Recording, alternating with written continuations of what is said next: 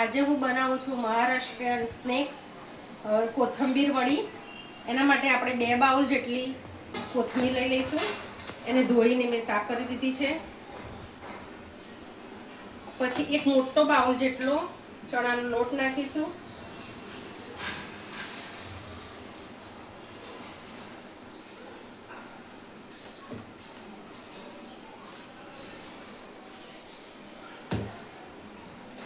એક વાટકી ચોખાનો લોટ નાખીશું. અડધી વાટકી ક્રિસ્પી કરવા માટે સૂજી નાખીશું. 2 ચમચી તલ નાખીશું. 2 લીલા મરચાં નાખીશું.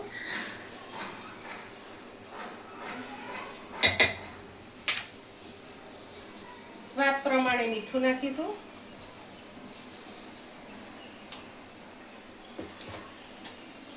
લાલ મરચું પાવડર નાખીશું.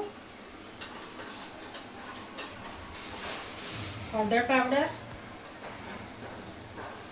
1 ચમચી ધાણા જીરું પાવડર, 1 ચમચી ખાંડ નાખીશું.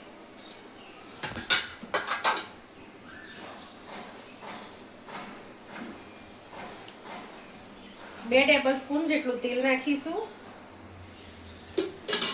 પછી આને બરાબર મસળીશું જ્યાં સુધી કોથમીરનું પાણી છૂટું ના પડે.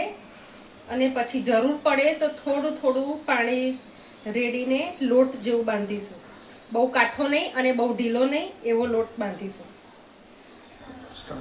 હવે આપણે આવી રીતે બહુ ઢીલો નહીં ને બહુ કાઠો નહીં એવો લોટ બાંધી દીધો છે. આ ઢોકળાની થાળીને ગ્રીસ કરીને રાખી છે. હવે એમાં પાથરી દઈશું.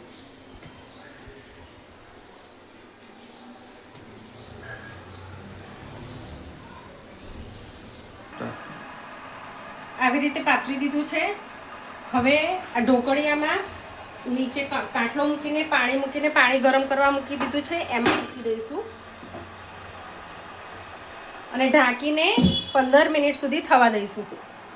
15 થી 20 મિનિટ બાફીને પછી નીકાળી દીધું છે. થોડુંક ઠંડુ થાય પછી એના પીસ કરી લેવાના છે.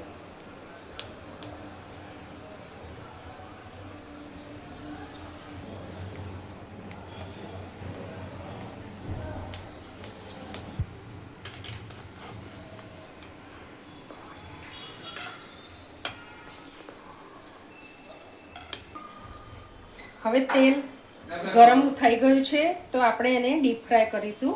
અને સેલો ફ્રાય પણ કરી શકાય.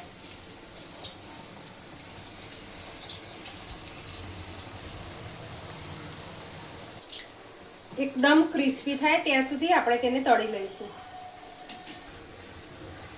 હવે આ ક્રિસ્પી થઈ ગઈ છે તો આપણે એને કાઢી લઈશું.